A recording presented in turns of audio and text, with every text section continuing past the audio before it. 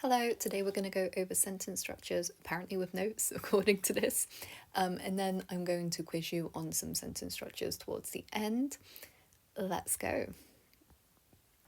Okay, English is a subject, verb, object language. That basically means it starts with a subject, we follow up with a verb, and then an object.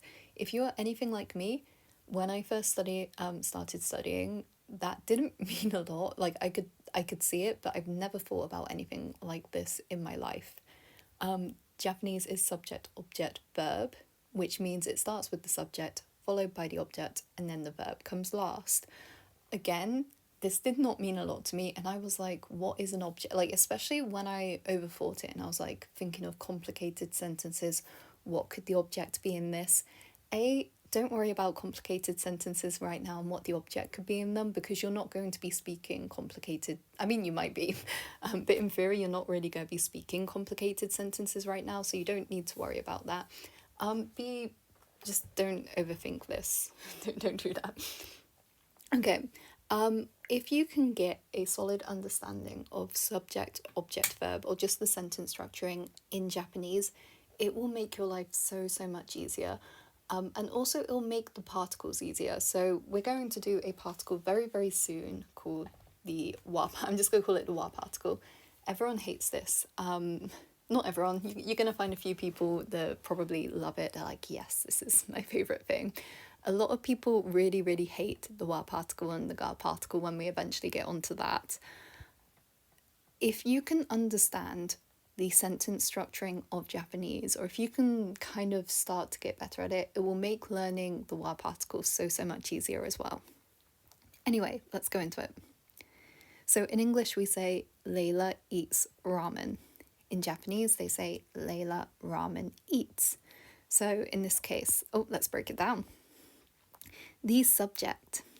So the subject is the thing performing the action in the sentence. Let's look at some examples with the Japanese and English structuring. The subject is highlighted in a nice little teal colour here. Just as a note, my throat is pretty bad today, so I'm sorry if it starts to crack at any point. Okay, English, it is a book. Japanese, it a book is. English, she is a ballerina. Japanese, she a ballerina is. English, my dog sleeps with a teddy bear. Japanese, my dog with a teddy bear sleeps. English, the student is tired. Japanese, the student tired is. So the first point here is that is, am, and are a verb. So just in case you're looking at this like, what? Why is it is at the end? That is a verb. If you've not really studied English a lot, especially if it's your first language, you might not even consider is, am, and are as verbs, or like it makes sense, but you just might never have thought of it compared to something like eat, drink, etc. Just as a note now, just in case I need to go over this, a noun is a thing, like a textbook, a person, it's a thing. A verb is a doing word, so it's something you do. To eat, to exist is are, to jump, etc. So a book is a noun, to cry is a verb. Sorry, just thought I'd go into that. So not a lot of people, like there are some people that might be like, oh, why is this at the end? Is this a verb? In Japanese, the verb comes at the end of the sentence. Subject, object, verb. The most important thing here, and it might say it under here. So if you find identifying the subject hard, you are not alone. This is not something we think about in our everyday speaking. You'll get better in time. Until then, here is a tip. And this is like a really important tip that seems so obvious, like really obvious, but I guarantee you I was one of these people and other people will be in the same boat as me. Both languages start with the subject. I would say roughly 70% of the time you start your Japanese sentence how you start your English. There are exceptions to this, especially when question words come into play. But if you are unsure, and you are really unsure, there is a very high chance, not 100%, but there is a high chance that your subject in English will be the same as your subject in Japanese. And what I mean by that is whatever you start your sentence with in English, you start it with in Japanese. I'm not going to promise you this is 100%, but it might get you through those first few weeks where you're kind of struggling with finding what the subject is. You also might be one of those people that's like, I completely understand this, I know what a subject is, and everything I've just said is really over explaining it. But there are a lot of people that really struggle with subject, object, verb. Especially if Japanese is their second language and they haven't really had to look into sentence structuring. This will make it a lot easier. There is also this thing that Japanese does where they drop the subject if they think it's obvious. I don't like to mention that to begin with because you might end up in the situation I was in where I was like, oh yeah, Japanese dropped the subject. And then I would drop the subject to the point where it had no context. And I was like, yeah, I'm talking so much better now. It must sound really fluent. No, my teachers were like, I don't know what you're talking about because you're dropping a subject in a place you can't drop it. Just in case you have heard the Japanese drop the subject, I recommend putting it in until you know when you can drop it.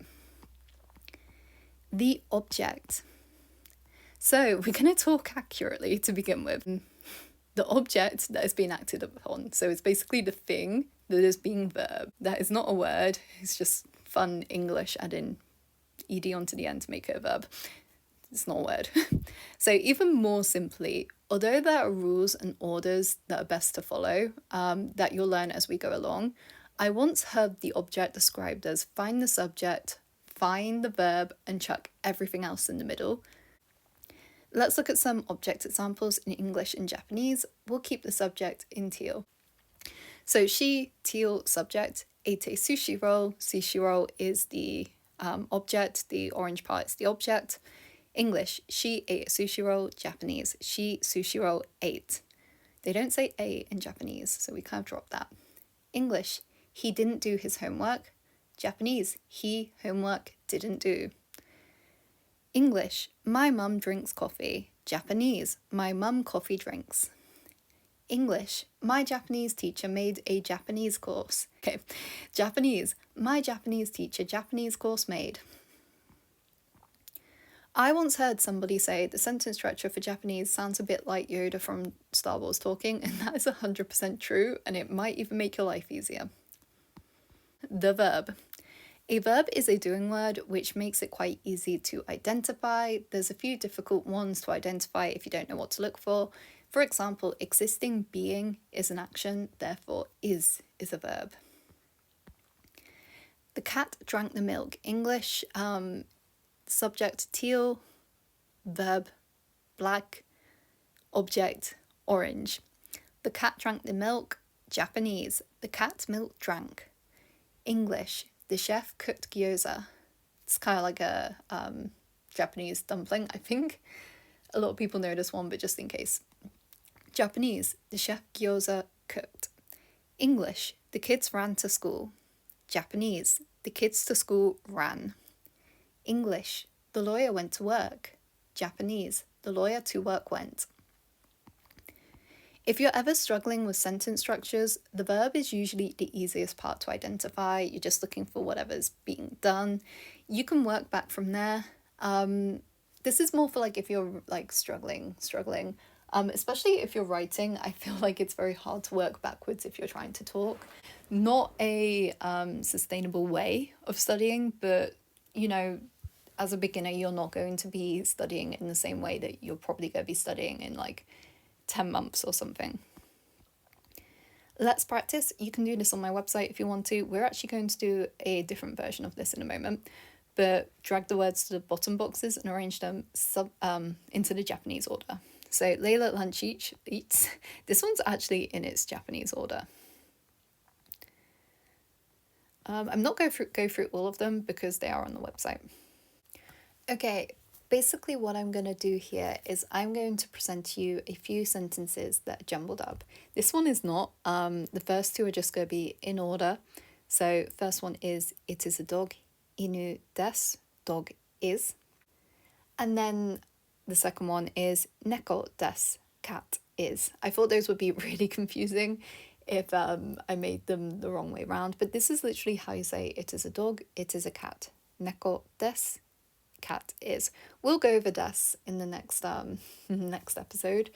I just want to like kind of present to you some Japanese sentence structures. I want you to kind of guess how they might appear. What I will say is if any of you have studied before and you're kind of going back through these lessons to revise, there is a particle missing here. It's one we're going to do, I believe, next lesson, maybe the lesson after, the wa particle. I know it's missing.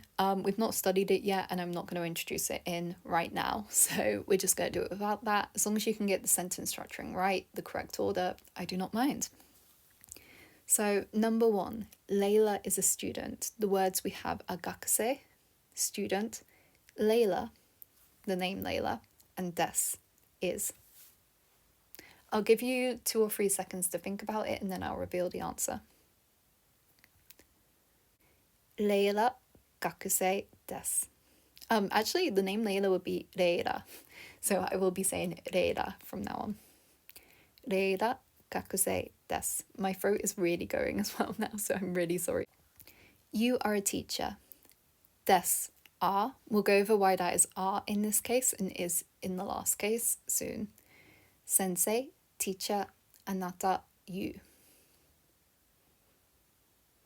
Anata sensei desu. You are teacher. Actually, this one, if anyone answered, are you teacher? I get it with those answers, like with these ones here, but in this case, anata sensei desu is actually you are teacher. Anata sensei desu. He is a student.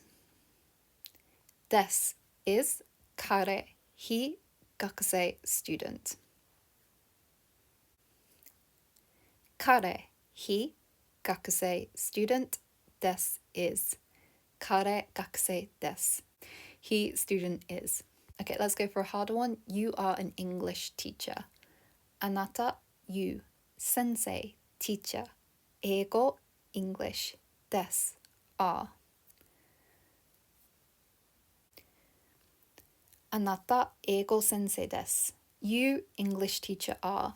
A lot of people find this one kind of hard because a lot of Japanese appears to be opposite to how we would say things in English. So when people see English teacher, they want to say something like teacher English.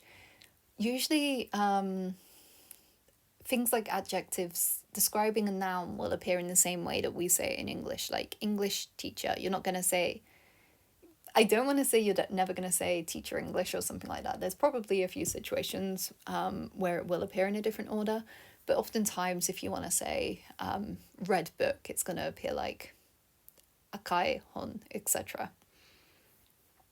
Okay, I'm going to leave this here, especially because my throat is going to die very, very soon.